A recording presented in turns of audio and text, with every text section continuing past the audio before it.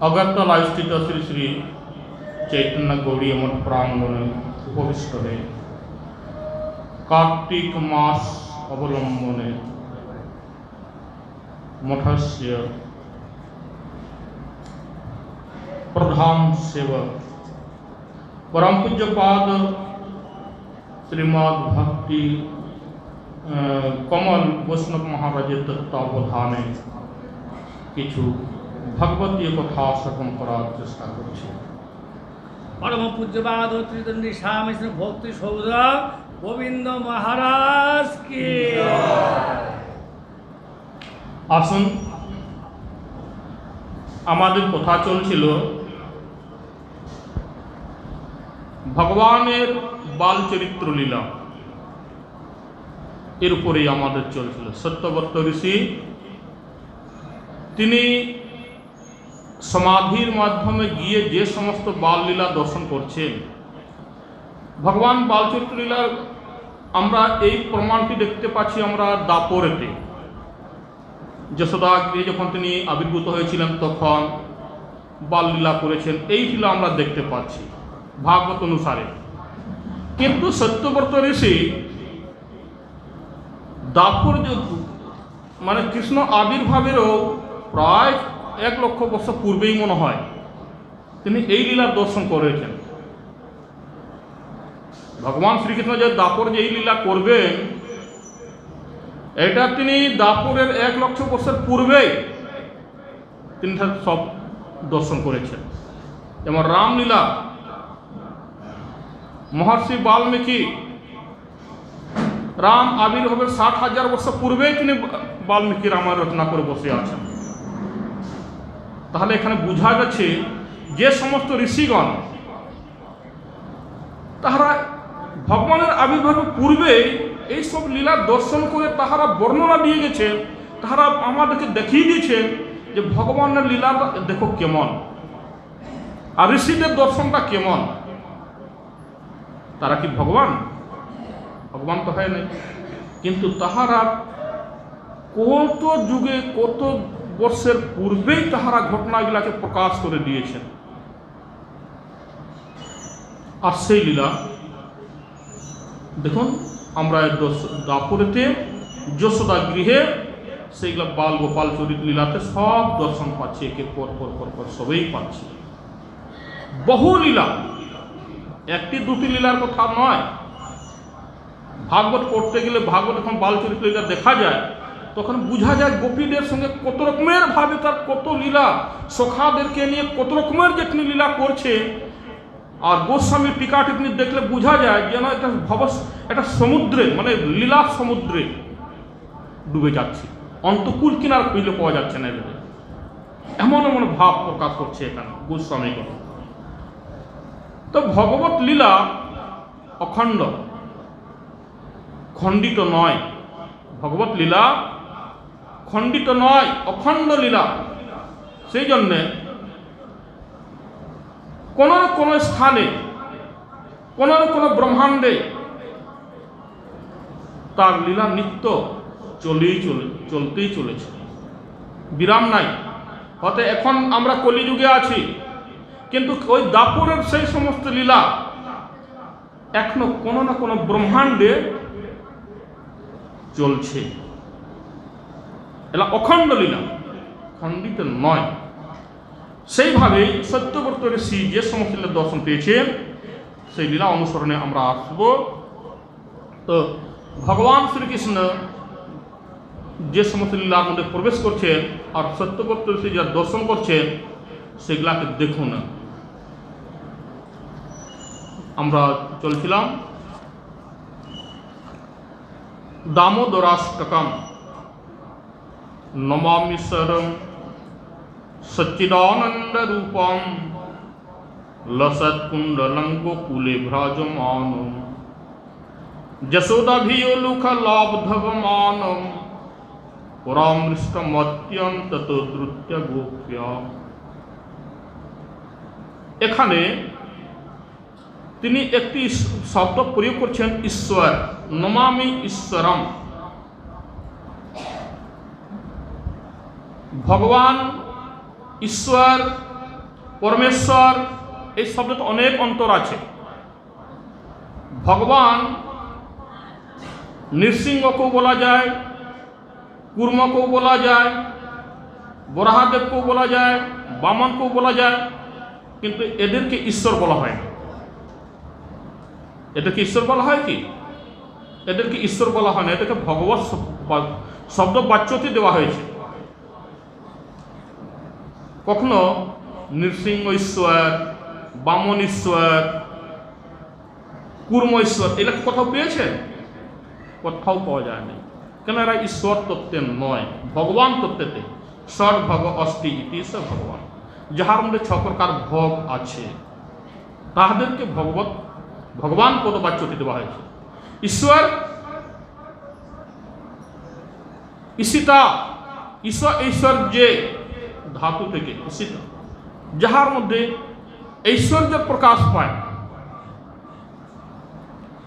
এই ঈশ্বর আমরা কৃষ্ণকে দুরকম ভাবে পাই। এখন কোন কৃষ্ণ?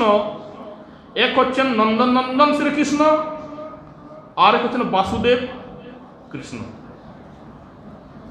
বাসুদেব কৃষ্ণ দ্বারকার মধ্যে, ব্রজের মধ্যে নয়। নন্দন কৃষ্ণ, যশোদানন্দন কৃষ্ণ ব্রজের মধ্যে।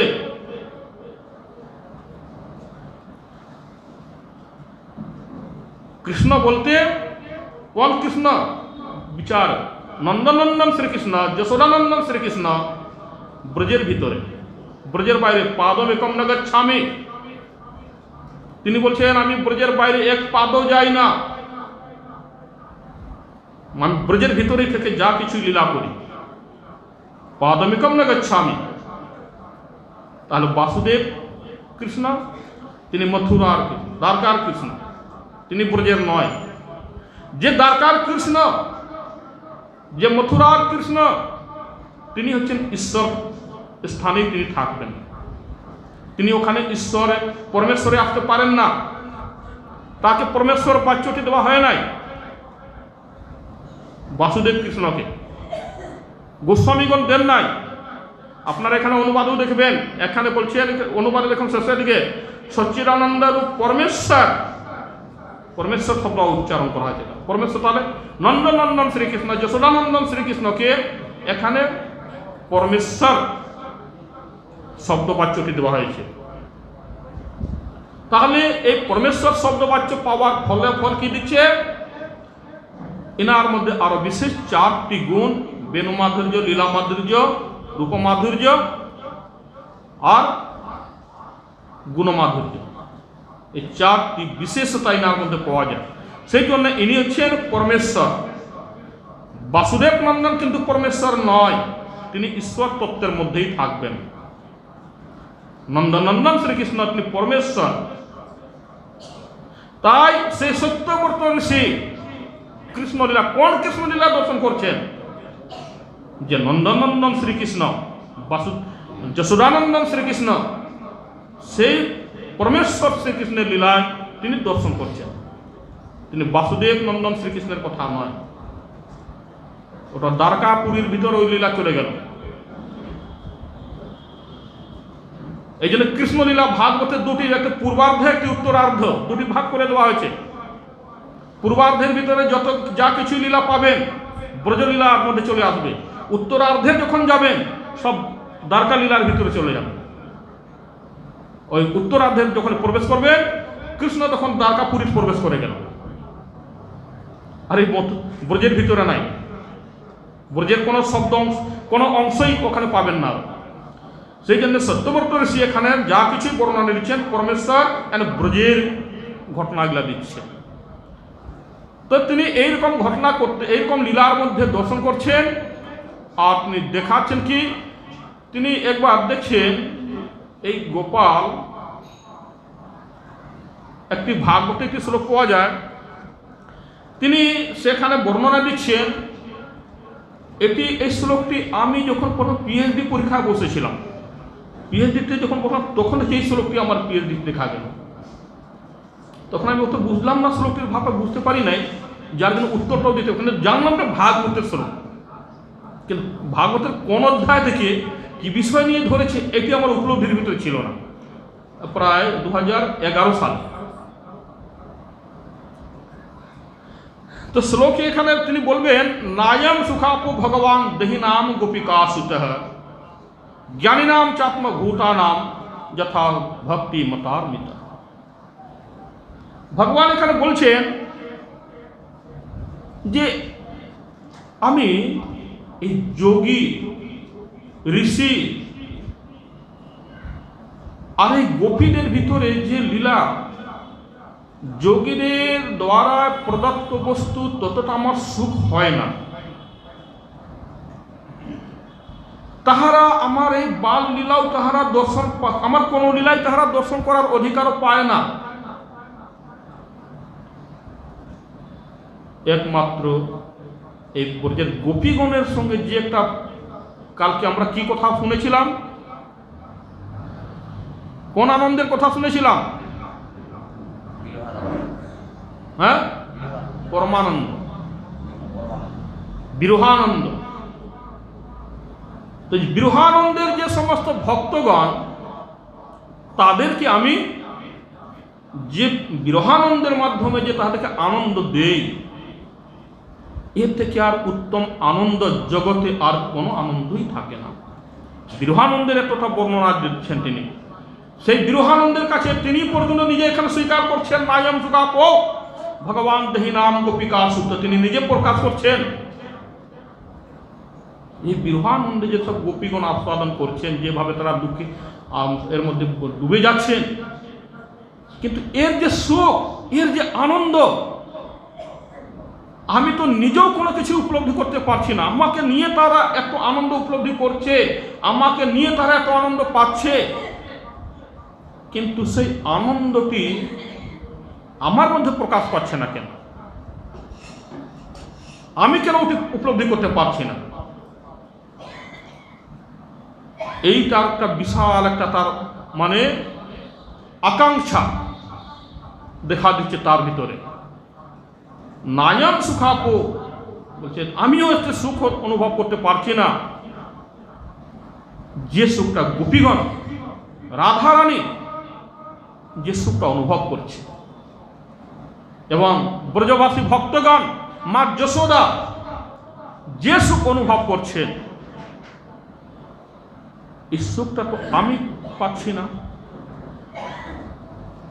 ভগবান এইভাবে তিনি করছেন।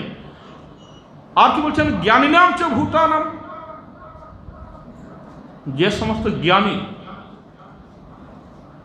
যে সমস্ত তত্ত্বদর্শী, যে সমস্ত দার্শনিক,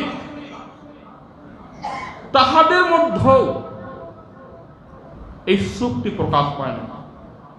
এই তত্ত্বদর্শী কারা?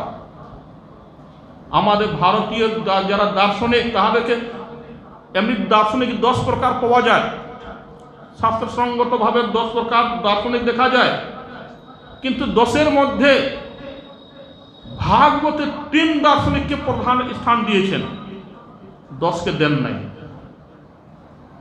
সেই 3টি কি কি দর্শন?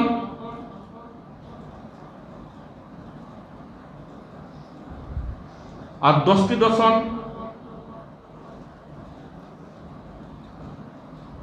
তো, যে 3টি দর্শন, যেটি হচ্ছে একটি ব্রহ্ম দর্শন, একটি পরমাত্মা দর্শন, একটি হচ্ছে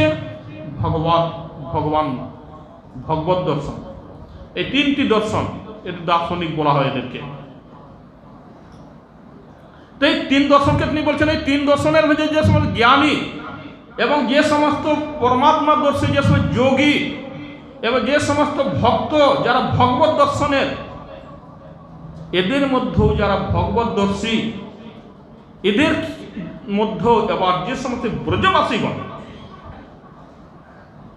এই ব্রজ গোপীগণ, এই ব্রজ শান্ত না, এখানে বাৎসল্য এবং মধুরসের ভক্তদের কথা লেখা প্রধানত্ব দিচ্ছেন। বাৎসল্য রস এবং মধুরসের ভক্তদের প্রধানত্ব বিশেষভাবে দিচ্ছেন এখানে।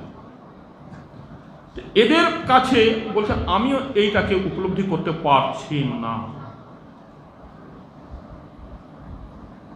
তাই এইরকম আনন্দের মধ্যে ভগবান চিন্তা করছেন, এই আনন্দ গোপীগণ আস্বাদন করছেন। তার সখাদেরকে একদিন তিনি বিচারকে নিয়ে কথার মধ্যে আসছে শোনা, আর গোপীরাও বিচার নিয়েছে, তিনি বিচার নিয়েছেন। একটা শুনেছি তিনি একটা গোষ্ঠী তৈরি করেছেন, বাল গোপাল মাখন চৌর্য মণ্ডল নামে যে তিনি একটা মঞ্চ তৈরি করেছেন। তাতে আমরা বুঝতে পেরেছি এখন কাল থেকে নিশ্চয়ই আমাদের প্রত্যেক ঘরে ঘরে ঘরে ঘরে মাখন চুরি করবে বা উৎপাত মচাবে, কিছু লীলা করবে, তাহা আমরা আবার নিত্য দর্শন করতে পারব। আসুক, ভালো। এদিকে তারা বিচার নিয়েছে, গোপাল যত গোপ সখাগণ বিচার নিয়েছে কি যে এরা আমাদেরকে মাখন খেতে দেয় না, আমাদের দুধ দই আমরা কোনো কিছুই খেতে পারছি না, সব মথুরাকে বিক্রি করে দিচ্ছে। এইটাই তো এদের রাগ। এদের ভিতরে রাগ হয়েছে এইখানে যে আমরা আমাকে খেতে দিচ্ছে না, অথচ আমরা গোচারণ করছি, গো পালন করছি, আমরা হচ্ছি গোপাল। এরা বলছে আমরা এইভাবে করছি, কিন্তু মাখন মিশ্রির খাবার বেলায় আমাদের কিছুই জুটে না। গৌয়ে চড়াবে গোকুলকে গোয়ালা, ওর মাখন খাবে মথুরাকে লালা। এই জন্য তাহারা শক্তিশালী হয়ে আর আমাদের গোকুলের উপরে আমাদের উপরে অত্যাচার। কৃষ্ণ সবকে বুঝিয়ে দিল, এদেরকে এইভাবে বুঝিয়ে। আর গোপীগণ এই বিচারটা যখন শুনতে পেল, তখন ওরা মনে মনে এত সুখ পেল, আনন্দ পেল যে এবার রোজ এবার কিছু না কিছু আমাদের এখানে এসে এই চুরি লীলার মধ্যে একটা আনন্দ আমরা আবার আস্বাদন করবই। এরকম করতে আরম্ভ করে দিচ্ছে। কোনো দিনকে তাদের লীলা ছুটে যাচ্ছে না, হয়তো চুরি করতে যায় না। তখন তারা চিন্তা করছে, সন্ধ্যাকাল বেলা চিন্তা করছে কি ব্যাপার, আমরা অপেক্ষায় আছি কখন আসবে তার চুরি লীলা দেখবো, কি রকম হক করবে। এখনো পর্যন্ত আসলো না। সন্ধ্যা হয়ে গেল, সন্ধ্যা হয়ে চলেছে। তখন গোপীরা দল বেঁধে মা যশোদার কাছে গিয়ে বলছে, তার কাছে গিয়ে দল শিকায়ত করবে, অভিযোগ করবে কি গোপালের সম্মান। সেখানে গিয়ে বলছেন যশোদা, ও যশোদা, তাকে দিদি বলে ডাকুক বা ব্রজবাসীর ভাষায় যা কিছু একটা শব্দ যে যার মতো রাখছে। তো গিয়ে যশোদার ডাক দিচ্ছেন, তিনি সঙ্গে দৌড়িয়ে আসছেন। আরে সব গোপী তোমরা সব চলে আসলে, কি ব্যাপার? নিশ্চয়, আরে আমরা এসেছি, তোমার সেই নটখটিয়াটা কোথায়, তারও কিছু আমরা কথা দিতে এসেছি, অভিযোগ দিতে এসেছি। এমনি এসেছি নাকি আমরা? আচ্ছা, সে কি করেছে এবার? তাকে আগে বার করো, কোথায় লুকিয়ে রেখেছে, কোথায় আছে, তাকে বার করো, তার সামনেই আমরা অভিযোগ করব। সে কোথায়? তখন যশোদা রানীতে চিন্তা করছে কি ব্যাপার, ঘটনাটা কি ঘটেছে বলে। তারা এইরকম ভাবে বলে সকলেই এবার দলে দলে চলে এসেছে। তখন তিনি ডাক দিলেন, আরে গোপাল, আমার আরে বেটা শুনো, এই দেখো সব দলে দলে সব ছুটে এসেছে, তোমার নামে কিছু অভিযোগ করতে এসেছে। তুমি কি করেছো? এদের বাড়ি গিয়ে কি ঘটনা ঘটিয়েছো? দেখছেন এরা কোথা থেকে এসেছে, আমি এটাকে চিনিও না, জানিও না। এরা কোন পাড়ার লোক, কোন গলির লোক, কি নাম, এদের কি পরিচয়? আমি তো ঘরেই তো আছি, আমি ঘরে তো বাইরে তো যাই না। আর গোপীরা তাকে দেখছেন, তার ভঙ্গিলা দেখছেন, বচন ভঙ্গি, চলন ভঙ্গি, নর্তন সব ভঙ্গি দেখে তারা খুব সুখ অনুভব করেন। বা কিন্তু তারা ইশারা করছে না, তুমি চুরি করো না, তুমি আমার ঘরে উৎপাত করো না, তুমি বলো তো আমার ঘরের বাছুর খুলো নাই, এইসব অভিযোগ করছেন। তখন বলতো, আচ্ছা বিনা কারণ আমাকে চোর সাজাচ্ছে, বিনা কারণও তোমরা আমাকে বাছুর এইসব আমাকে দোষ দিচ্ছ এবার মার কাছে এসে। তিনি এবার বলছেন, ঠিক আছে দাঁড়াও, দেখাচ্ছি, কাল থেকে দেখাচ্ছি কেমন লাগে, এবার কেমন লাগে কাল থেকে দেখাচ্ছি এবার। আর এদিকে মা বলছেন, গোপীদের তো ইশারাটা দিচ্ছেন। তারপরে এইদিকে আবার মা যশোদা দেখছিলেন, মাকে বলছেন, মা শুনতে পাচ্ছ তো, এদেরকে ঘরে ঢুকতে দিবে না, আমি এদের বাড়িও চিনি না, কোনো কিছুই চিনি না, আসছে এরকম ভাবে অভিযোগ দিয়ে যাচ্ছে। বেটা না তুমি যাবে না, এরকম করবে না, তুমি বুঝাচ্ছ অনেক রকম ভাবে, তুমি তো চুরি করো তাহলে তোমার স্বভাব খারাপ হয়ে যাবে, স্বভাব খারাপ হয়ে গেলে সারা দুনিয়ার লোক তোমাকে থুতকার দেবে, এমনকি তোমার বিয়ে শাদিও হবে না, কেউ তোমাকে মেয়ে দিবে না, কেউ বিয়ে শাদি না দেবে, তোমার কি হবে, এরকম বুঝাচ্ছে। মা বলছে, গোপাল বলছে, মা তুমি তো বললে ঠিকই, এদেরকে ঘরে যেন আসতে দিও না, এরকম ভাবে বলছে। তারপর দেখবে সকাল হয়েছে, রাত্রি হয়েছে, এখন সব মানুষ ওইভাবে সে যা উৎপাত চুরিগুলা করতে আরম্ভ করে দিচ্ছে। একের পর এক বহু ঘটনার মধ্যে চলে যাচ্ছে, দিন প্রতিদিন আসছে। ভাগবতের যে এমন বর্ণনা দিচ্ছে, একদিন হাজার হাজার ঘটনা পাওয়া যাচ্ছে। তো এই সমস্ত লীলাগুলার মধ্যে গোপীগণ খুব আনন্দিত, তারা চাইছে আসুক। তারপর দিনে একজন প্রভাবতী নামে এক গোপীকে, ওই গোপী শিকায়ত করলো, ঠিক আছে কালকে তুমি আমাকে চ্যালেঞ্জ দিলে তো দেখবো তুমি কতটুকু রক্ষা করতে পারো, আমার মণ্ডলী যাবে আর দেখি তুমি কিভাবে তুমি রক্ষা করতে পারো, একটা তাদের মধ্যে একটা চ্যালেঞ্জ চলে। গোপীরাও বলছে ঠিক আছে, দেখি তুমি আসো দেখি। ঠিক সময় অনুসারে এমনভাবে তারা রাত্রের মধ্যে ঢুকেছে সকাল দোলে বলে, আর তার ঘরের সমস্ত ভাণ্ড গিলা পর্যন্ত খেয়ে দিয়ে খালি করে, আর এবং হাঁড়ি উল্টি মানে ঘট উল্টি দিয়ে রেখে দিয়েছে একবারে। গোপী এসে সকাল ভোর হতেই বলছে কি ব্যাপারে,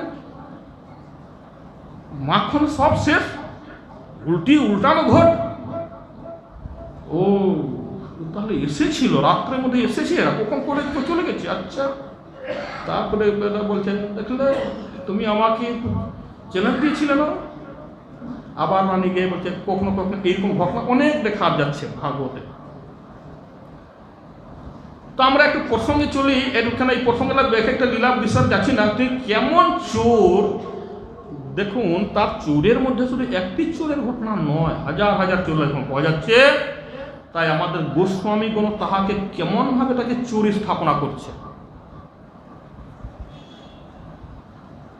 কিভাবে তাহাকে চোর স্থাপনা করছেন।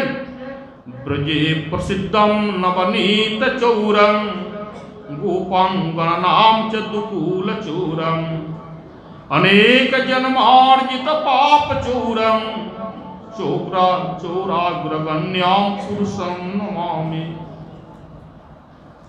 এদিকে তো মাখন চোর, এই দ্রব্য চোর ইত্যাদি ইত্যাদি চোরের ঘটনা গোপীদের সঙ্গে দেখাচ্ছেন, কিন্তু তিনি আর একটা কি চোর, তিনি যা শরণার্থীদের কি চুরি করেন, তার ভক্তদের কি চুরি করেন, হৃদয়ের সমস্ত পাপগুলা চুরি করে নিয়ে চলে যায়। হৃদয়ের পাপ, পূর্বজন্মের যত সঞ্চিত পাপ যদি থাকে, অপরাধ যদি থাকে, সব চুরি করে নিয়ে পালিয়ে যায়। আর তার চিত্তটিকে নির্মল করে দিয়ে, স্বচ্ছ করে দিয়ে তাকে কি করেন, প্রেম, ভক্তি, প্রেম তার মধ্যে বীজ বপে দিয়ে তাহাকে সেই একটি আনন্দ প্রদান করেন। এমন এমন এখানে অনেক জন্মার্জিত পাপ চৌরাম, বহু বহু জন্মের সঞ্চিত পাপকে পর্যন্ত তিনি হরণ করেন। কাদের জন্য, কাদের, যারা তাকে ভালোবাসে, যারা তার ভজনা করতে চায়, যারা তাহার সেবা করতে চায় তাদের, এবং যিনি তাকে কৃপা করেন। কালকে একটি কথা বলেছিলাম না, অকারণ করুণা করুণালয়ম,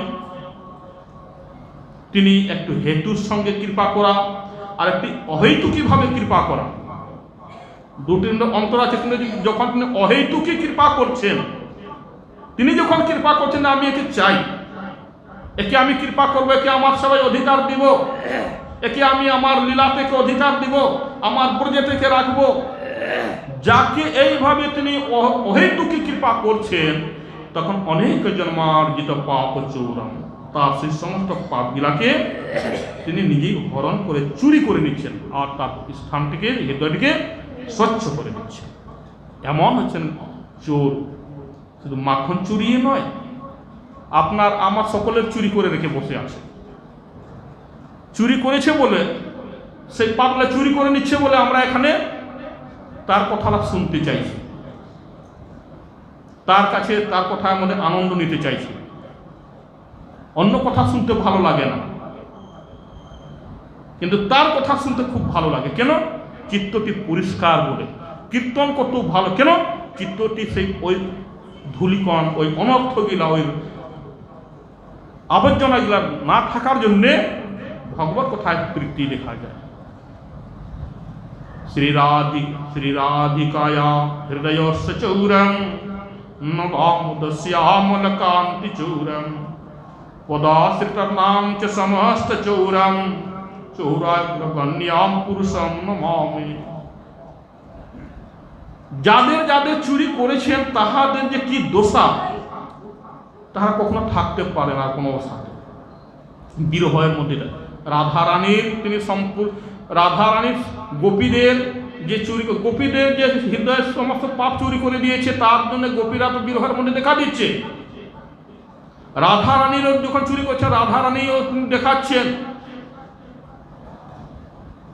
কি রাধা যখন গোপীগণ তো একটু কথাবার্তা চলাফেরা খান পান কখনো কখনো কিছু করে থাকে কৃষ্ণ ওর মধ্যে বিরহের মধ্যে। কিন্তু কৃষ্ণ যখন দ্বারকায় চলে গেছিলেন তখন রাধারানীতে একেবারে এমনই হয়ে গেলেন, তিনি আহার পানি পর্যন্ত তার, এমনকি কোনো গোপীর সঙ্গে তিনি কথা পর্যন্ত বলতে পারছিলেন না। তার কোনো যে মনের কথা খুলে বলবেন বা কিছু খাবেন, তার সেই বাণীটিও আর ছিল না। এমন রাধারানী, তাহলে কিভাবে রাধার হৃদয়ে সমস্ত বিষয়কে চুরি করে নিয়ে আত্মসাৎ করেছেন? তো ভগবত লীলাটি হচ্ছে এইরকম, তিনি যাকে কৃপা করেন তাকে কৃষ্ণময় হয়ে যেতে হয়, ভগবতময় হয়ে যেতে হয় তাকে। আর জগতের কোনো চেষ্টা তারা ভালো বলে আর পরিচিত থাকে না তার। এই জন্যে শ্রীরাধিকায়া হৃদয়স্য চৌরম, শ্রী রাধার হৃদয়ের সব কিছুই তিনি চোর করে দিয়েছেন। এখানে একটি কথা মনে রাখবেন, রাধা কৃষ্ণ শরীর মাত্র ভেদ, কিন্তু আত্মার কোনো ভেদ নয়। অনেকেই বলে রাধারানীর স্ত্রী, কৃষ্ণ পুরুষ। না, লীলা বিস্তারের জন্য, লীলা সাধনের জন্য এই কাজটা করে এই স্ত্রী পুরুষ রূপ দেখাচ্ছেন। আপনারা ব্রজে যখন যান, রাধা কি নাম বর্ষানা যদি গিয়ে থাকেন, তখন দেওয়ালে লেখা থাকে बोल श्री लाडड़ी महाराज की जय। কি লেখা পাবেন? লাডড়ি মহারাজ কি জয়। ওখানে রাধা রানীকে মহারাজ বলা হচ্ছে। স্ত্রী জাতি কখনো মহারাজ বলা হয়? কখনো বলা হয়? কিন্তু সেখানে লিখাই আছে বড় বড় অক্ষর চতুর্দিকে, बोल श्री लाडड़ी महाराज की जय লিখা আছে। তার ওখানে মহারাজ শব্দ কেন প্রয়োগ করা হলো? কোন? তার সমাধান ব্যাসদেব দিচ্ছেন।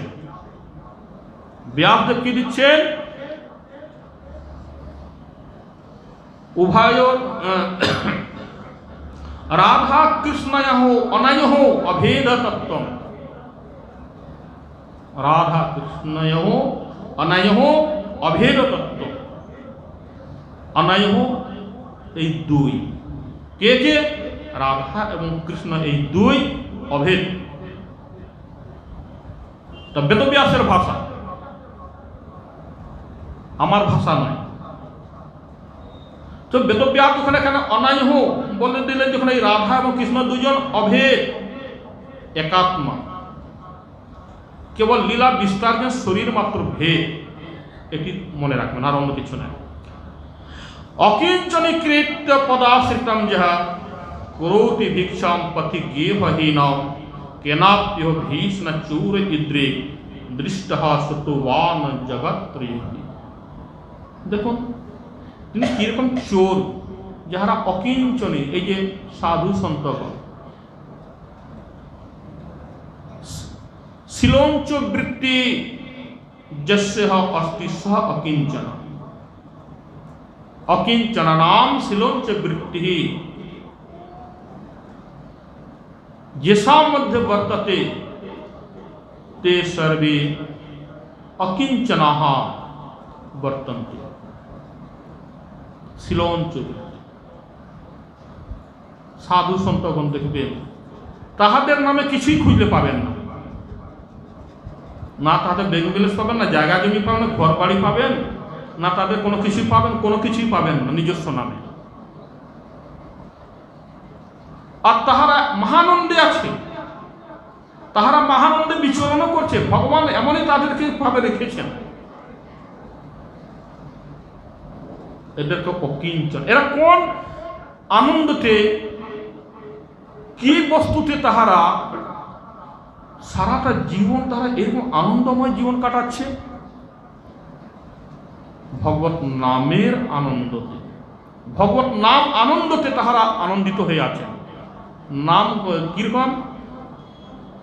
অনেক দেখুন যাহারা নামকে আশ্রয় করে থাকেন, নামের উপর যাহারা বিশ্বাস করে থাকেন, তাহাদের দেখুন সমুদ্র পর্যন্ত সেতু বন্ধন কার্য দেখা দিয়েছে। নরসিং মেহতা বিশাল বিশাল ভান্ডারার দায়িত্ব তিনি পালন করে দিয়েছেন।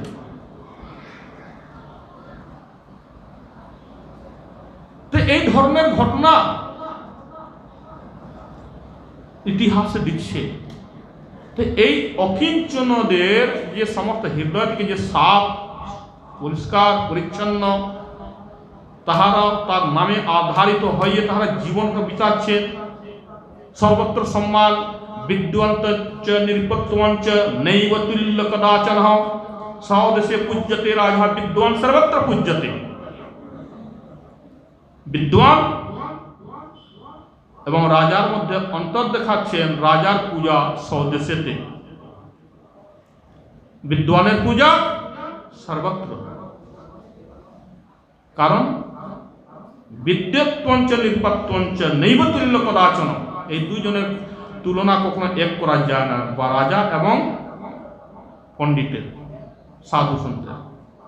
রাজার পূজা স্বদেশে বর্ততে, সাধু নাম পূজা সর্বত্রৈব বর্ততে। তো এইভাবে ভগবান এদের মধ্যে সমস্ত পাপগুলাকে, এই জন্য তার একটা নাম কি চৌরাগ্য। এটা বহু ঘটনা, এইসব ইতিহাসটা এখন যখন চর্চা করতে গেলে এখন মাসকে মাস বেরিয়ে যাবে, আমাকে প্রসঙ্গের মনে এগিয়ে যেতে হবে। তো যাই হোক, তার এইরকম ভাবে ভগবান চোরাগ্রের মধ্যে শ্রেষ্ঠ, এর মতো চোর দুনিয়ায় কেউ আর নাই। সব থেকে চোরের যদি সেরা চোর যদি বলে, এই গোপালই সেরা চোর। আর লড়াকু যদি বলে, ওই সেরা লড়াকু।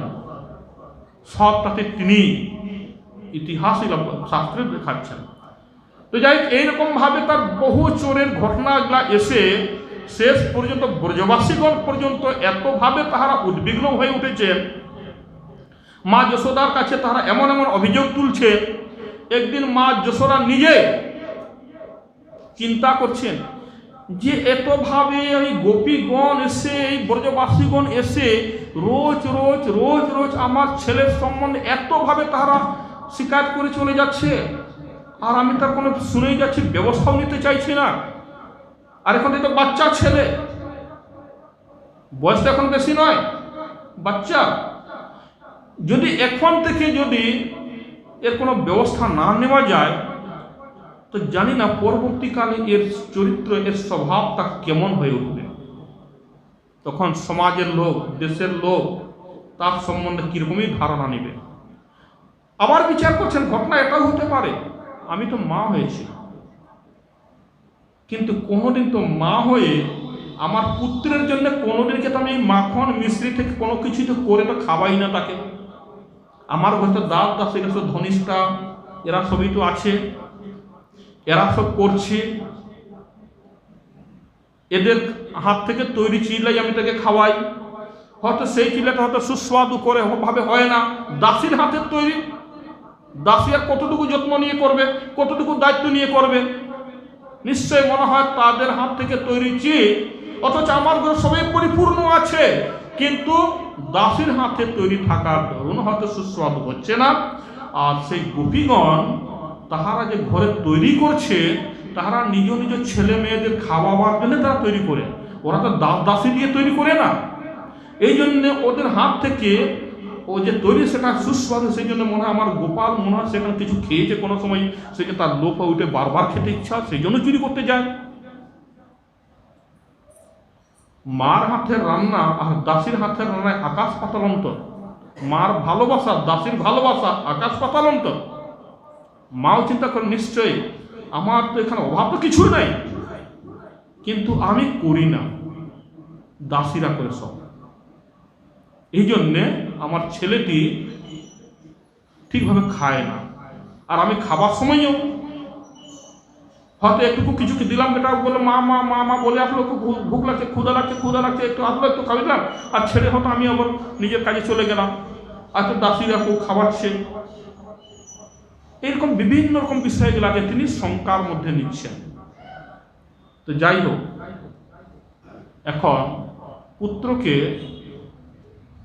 এর থেকে এই যে এত এত গোপীগণ যে এতভাবে যে অভিযোগ উঠাচ্ছে, এর থেকে বাঁচতে গেলে আমাকেই করা উচিত, মা তো আমি। তাই তার একটু ইচ্ছা জানবে। সমস্ত দাস দাসীদেরকে ডাকলেন, সকলকে ডেকে বলে সব শোনো, তোমরা যে যেখানে যে স্থানে আছো সব এসে বৈঠক করলেন। কাল থেকে এই যে আমার গোপালের যে সমস্ত খাদ্যগুলা তৈরি হয়, এইগুলা তোমরা যেমন এই যে মাখন, অন্য তরকারি, দুধ দই বিষয়গুলা, খাদ্য বিষয়গুলা, এগুলা আমি নিজে করব। তোমাদের অনেক কাজ, অনেক অতিথি আসে, গো সেবা আছে, অনেক রকম বাড়ি মানে আমার রাজগৃহে তো অনেক কাজ আছে, সেগুলো তোমরা করবে। কিন্তু কাল থেকে এই রান্নার কাজের মানে রসই ঘরে যে সমস্ত গোপালের খাদ্যের যে সমস্ত সরঞ্জামগুলো তৈরি হয়, খাদ্যগুলো, এগুলো সব নিজে করবো। এরকম তিনি একটি সকলকে জানিয়ে দিলেন। সকলে বিচার নিল, কাল থেকে রানী নিজে করবেন। তাহলে একটি ঘটনা আছে, আমরা দাস দাসী আমরা কি করব? আমাদের কাজ কি? আমরা কি বসে বসে টাঙ্খা মাইনাটা নিব নাকি? আমরা কি দাঁড়িয়ে দাঁড়িয়ে দেখবো নাকি? রানী করবে আর আমরা দাঁড়িয়ে দাঁড়িয়ে দেখবো আর টাকাটা নিয়ে নিব না কি করব? এরাও বিচার করছে এদিকে, ভাই রানী তো শুনিয়ে দিল, এখন আমাদের করণীয়টা কি? তাহারা বলছে শোনো, আমাদেরকে একটা বিচার নিতে হবে। সকাল আমরা কালকে যাবার বলবো কি, আমরা যতদিন পর্যন্ত আপনার গৃহে আমরা সেবক হিসাবে আছি, ততকাল পর্যন্ত আপনাকে এখানে কিছু করতে হবে না, আমরা করতে দিব না। আমরা থাকতে আপনি কাজ করবেন আর আমরা দাঁড়িয়ে দাঁড়িয়ে দেখবো নাকি? এটা আমরা কখনো, আমরা সেবক, আমরা কখনো আমরা সহ্য করব না, কখনো আমরা দেখবো না যে আমরা সেবক থাকতে রানী করবে। লোক কি বলবে যে দেখো এরা বসে বসে সব এরা দেখে, এরা কোনো কাজ করে না, সব রানী নিজে করে, এটাই তো বলবে। এরা বলছে তাহলে আমরা এইটা বিচার নিয়ে কালকে রানী সকালে বলে দিতে হবে। আমরা সকলে এক কথা বলবো যে আমাদের থাকা কালে তোমাকে কোনো কিছুই করতে দিব না, এটাও তুমি জেনে না। এরাও ইনি চিন্তা করলেন, যশোদামাও চিন্তা করলেন, ঠিক আছে তোমরা যখন এরকম জিদ ধরেছ, এখন জিদ ধরেছ, এখন যশোদামাও জিদ ধরছেন, যদি এইরকমই যদি উভয় পক্ষে জিদ যদি হয়, ওরাও ছাড়বে না আমিও ছাড়বো না, তাহলে কি হয়? কিন্তু রানী তো বিচার করবেন, আমাকে একটা রাস্তাটা বার করতে হবে। এই ছেলেটার দিকে লক্ষ্য করছেন, জানি এরা তো ছাড়বে না, আমিও ছাড়বো না, কিন্তু একে বাঁচাবো কি করে? সেই জন্য তিনি চিন্তা করছেন, হাজার ভাবে তিনি চিন্তার মধ্যে নিচ্ছেন, কি রাস্তা বার করে, কি রাস্তা বার করি, কি রাস্তা বার করি। বিচার করতে করতে করতে করতে তিনি হঠাৎ করে তার মাথায় ঢুকে গেল, না এদেরকে সেই সময়ে তার কোন একটা মহোৎসবের একটা আয়োজনের মধ্যে চলে গেছে, গোবর্ধনের ভিতরে, গোবর্ধনেতে তিনি সকলকে জানিয়ে দিলেন, কালকে দেখো ওখানে অনেক ব্রাহ্মণ বৈষ্ণব ঋষিমুনিগণ সকলেই আসবে, তোমরা সকলেই এই কয়েকদিন যাবত ওখানে এই অনুষ্ঠানটা চলবে, ওখানে ব্রাহ্মণ সেবা, বৈষ্ণব সেবা, ব্রজবাসীদের সেবাগুলো চলে থাকবে। তোমরা এখানে ঘরে যত সেবক আছে সব তোমরা ওখানে চলে যাবে, এখানে কেউ থাকবে না। এখন তোমাদের কয়েকদিন ওখানে কেন অতিথি সৎকারটা আগে, ঘরটা আমি নিজেও সামলে নিতে পারবো।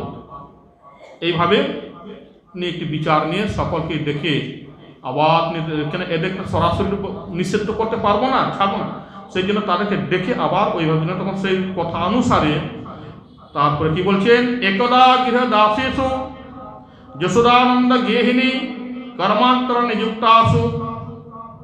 তিনি নিজে এরকম ভাবে একদিনকে সকলকে ডেকে বললেন, সমস্ত দাস দাসীদেরকে ডেকে, যে তোমরা সব চলে যাও, আমি এখানে গোপালকে নিয়ে থাকবো, আমি গৃহকার্য সবই করব। এরকম ভাবে তিনি যখন বিচার দিলেন তখন সব দাস দাসী কি করবে, এবার তাদের কাজ কি, রানীর আদেশ অনুসারে তাহারা সেই গিরি গোবর্ধনে গিয়ে সেখানে যে নন্দ মহারাজ গিয়েছেন, আরো ব্রাহ্মণ এই সমস্ত ব্রজবাসী সাধু সন্ত সকলেই সেখানে অংশগ্রহণ করছেন, তাদের বিভিন্ন রকম সেবার ভাগ আছে, সব রকম সেবার ভাগ এরা গ্রহণ করবেন। এইরকম বিষয়গুলাকে নিয়ে আর এইদিকে মা যশোদা সুযোগ পেয়েছেন, সব চলে গেছে, খুব ভালো, আর কোনো ভয় নেই। তিনি ভোর সেই রাত্রের মধ্যে দেখে প্রথম প্রহর, অষ্টপ্রহর, 3 ঘন্টায় 1 প্রহর হয়, তো প্রথম প্রহর থেকে তিনি চিন্তা করছেন আজকে থেকে আমাকে গোপালের কি করতে হবে, সমস্ত সেবার ভাগ, যে সমস্ত রন্ধন থেকে শুরু করে তার যাবতীয় যে সমস্ত ভোগ ইত্যাদি তৈরি করা, দুধ মাখন বাহার করা, ঘি বাহার করা, যে সমস্ত বিষয়গুলা সবই তিনি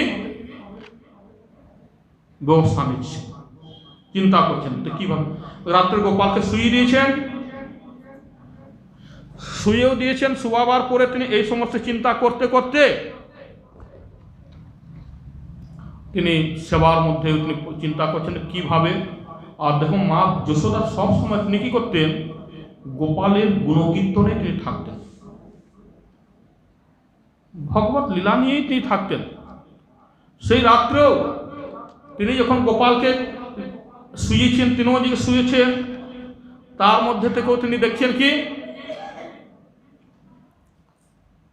যে খাটের মধ্যে তার শুয়ে আছে, প্রথম প্রহরে উঠছেন, আর উঠেও সেখান থেকে তিনি যখন যাচ্ছেন, খাট যখন ছাড়ছেন, তখন তো চিন্তা করছেন যে আমি খাট থেকে উঠে যাব, আর গোপালের দিকেও তিনি লক্ষ্য রাখছেন, যদি সে জেগে যায় তাহলে সব কাজগুলোও বন্ধ হবে।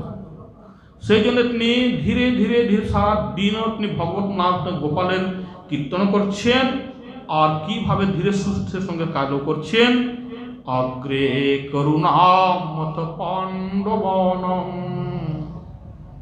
দুঃশাসনেনাহিতবস্ত্রকেশাং কৃষ্ণাৎদাক্রোশদনন্ননাথং গোবিন্দ দামোদর মাধবেতি। তিনি খুব সুন্দর রাগ দিয়ে ধীরে ধীরে মৃদুস্বরেতে তিনি এই সমস্ত গোপালের বাল চরিত্র লীলা, অগ্রে করুণামথ পাণ্ডবানাং দুঃশাসনেনা হিতবস্ত্রকেশাং কৃষ্ণাৎদাক্রোশদনন্ননাথং গোবিন্দ দামোদর মাধবেতি। শ্রীকৃষ্ণ বিষ্ণু মধুকৈট ভারে ভক্ত্বাং কম্পিত ভগবন মুরারে তত্রায়সমম কে সবলোকনাথং গোবিন্দ দামোদর মাধবেতি গোবিন্দ দামোদর মাধবেতি। তিনি খুব মৃদু স্বরে স্বরে কীর্তন করছেন, খাট থেকে তিনি বেরিয়ে যাচ্ছেন। কোথায় যাচ্ছেন? যেখানে ওই যে চুল্লি, যেখানে দুধ বসানো আছে, যেখানে তিনি জাল দিচ্ছেন সেখানে নীল রত্ন গাভী, কালো গাভী, নীল রত্ন গাভীর দুধ জাল দিচ্ছেন, কেন ওটা গোপালকে খাওয়ানো। কালো গাভীর দুধ খুব সুস্বাদু হয়, খুব সুস্বাদু হয়। অন্যান্য গাভীর দুধগুলো স্বাদ থেকে কালো গাভীর দুধ খুব সুস্বাদু হয়। তো সেই দুধকে তিনি জালে বসিয়েছেন, চুলার মধ্যে বসাচ্ছেন, আর এদিকে গোপালকে তিনি এইদিকে শুয়েও রেখেছেন। আর তিনি দেখছেন বারবার তিনি যখন খাট থেকে উঠে যখন যাচ্ছেন আবার তাকাচ্ছেন, তিনি কি আবার জেগে গেলেন কি, উঠে গেল নাকি? যদি উঠে আসে তাহলে কি হয়, আমাকে আর কোনো সেবা করতে দিবে না, এই জন্য তিনিও চিন্তিত হয়ে ধীরে ধীরে আবার আসছেন, এক পায়ে যাচ্ছেন, এক পায়ে ফিরে আসছেন, আবার এক পায়ে যাচ্ছেন, আবার এক পায়ে ফিরছেন। এইরকম করে গোপালকে বারবার অন্বেষণ করছেন। আর তিনি ধীরে ধীরে ধীরে ধীরে এই সমস্ত গান, তার লীলা চরিত্র গান তিনি কীর্তন করছেন। বিক্রেতু কামং খিল গোপকন্যং মুরারি পাদার্পিত চিত্ত বৃত্তি দধ্যাদিকং বসাদভূচত গোবিন্দ দামোদর মাধবেতি, গোবিন্দ দামোদর মাধবেতি। কীর্তন করছেন। আমাদের সময় রাগ তো নাই, মা যশোদার কত সুন্দর কণ্ঠ, কত সুন্দর রাগ। এই সমস্ত কীর্তন গাইছেন, দুধই করছেন, গোপালকে লক্ষ্য রাখছেন। এই করতে করতে করতে তিনি আবার যখন ধীরে ধীরে করতে যেখানে উফান, যেখানে উখল ছিল সেই উখলেতে তিনি চলে গেলেন কীর্তন করতে। সেখানে গিয়ে তারপরে বসলেন, দেখছেন, লক্ষ্য করছেন যে গোপাল জাগে কি জাগে নাই। তিনি যখন জাগে নাই, উখলের সামনে বসলেন। উখলের মধ্যে বসে সেখানে আবার কি করছেন, ওই যে কি নাম, দধি মন্থন করার যে একটি উখল, সেইখানে বসে তিনি উখলতে মন্থন করছেন। কাছে সেই আগুনের থেকে সেই যে দুধ উফান আসছে সেটাও লক্ষ্য করছেন, গোপালকেও লক্ষ্য করছেন। আর তিনি নিজে তিনি এবার গানও গাইছেন, লীলা কীর্তনও গাইছেন। এই সমস্ত লীলা কীর্তনও তিনি গাইছেন। উলুখলে সম্ভূত টণ্ডুলাংশ সংগঠয়ন্ত মিশলে প্রমুগ্ধং গায়ন্তি গোপৌজনিতানুরাগং গোবিন্দ দামোদর মাধবেতি। কীর্তনের মধ্যে তল্লীন, তার আর বাহ্যিক কোনো দোষাই নাই, একেবারে সম্পূর্ণভাবে সেই ভাবে কীর্তনের লীলার সঙ্গে ডুবে গেছেন। আর এই দিকে তিনি ঘর ঘর ঘর ঘর করে দধিও মন্থন করছেন। সেইটার যে রাগ বেরোচ্ছে, ঘর ঘর ঘর ঘর ঘর করে যে রাগ, যে ধ্বনি বেরোচ্ছে, একটা তাল যেন হচ্ছে কীর্তনের সঙ্গে তাল দিচ্ছে করে। ও তালের সঙ্গে সঙ্গে এই মা যশোদা ঠিক এইদিকে এই কীর্তন আর তিনি এইসব কীর্তন লাভ দিয়ে চলেছেন। কাচিত করম ভোজ পুটে নিশান্নম ক্রীড়া সুখম কিং সুখকন্দুরক্তম অধ্যাপয়মাস সরুর্বাক্ষি গোবিন্দ দামোদর মাধবেতি, গোবিন্দ দামোদর মাধবেতি। গৃহে গৃহে গোপবধূ সমূহং প্রতীক্ষণ পিঞ্জর সারিকানং স্খলদ্গিরং পাশয়িতুং প্রবৃদ্ধ গোবিন্দ দামোদর মাধবেতি, গোবিন্দ দামোদর মাধবেতি। তিনি যখন এইভাবে অত্যন্ত রাগের সঙ্গে যখন গান ডুবে গেছেন, ভগবান বালগোপাল কি আপনি ঘুমিয়ে থাকতে পারেন? তিনি সর্বক্ষণ তিনি জাগ্রত। যদি কোনো ভক্ত যদি রাগের সঙ্গে যদি তার ভজনা গান করে, ভগবান কিন্তু আর ঘুমিয়ে থাকে না। সেইখানে গিয়ে চুপ করে বসে শুনে দেখে কেমন আমার কীর্তন গাইছে, কেমন আমার লীলাতে তিনি ডুবে আছেন, কিভাবে তার রাগ, এইগুলাকে লক্ষ্য করা শোনার জন্য তিনি আর ঘাটের থেকে উঠেতে চলে যান। তো মা যশোদা ঠিক এরকম গান গাইছেন, কীর্তন করছেন, মন্থন করছেন, দইও মন্থন করছেন, আগুন ওখানে জাল দিচ্ছেন। কিন্তু এইসব করতে করতে গোপাল ঘুম তার ভেঙে যায়। ভেঙে যাওয়ার পরে এখন কি ঘটনা ঘটছে, এখন গোপালও চিন্তা করবেন, মা যশোদাও কীর্তন করছেন। এখন দুজনে এখন নিজের নিজের বিচার ঠিকঠাক করতে থাক। এইসব কথা নাহি পরিচ্ছেদ আবির্ভাব তিরুভাব কহে মাত্র ভেদ বাঞ্ছা কল্পত্র কৃপা সিন্ধু ভৈবচ পতিতানাং পাবনে ভো বৈষ্ণবে ভো। পরবর্তী প্রসঙ্গ মানুষের আবার শ্রবণ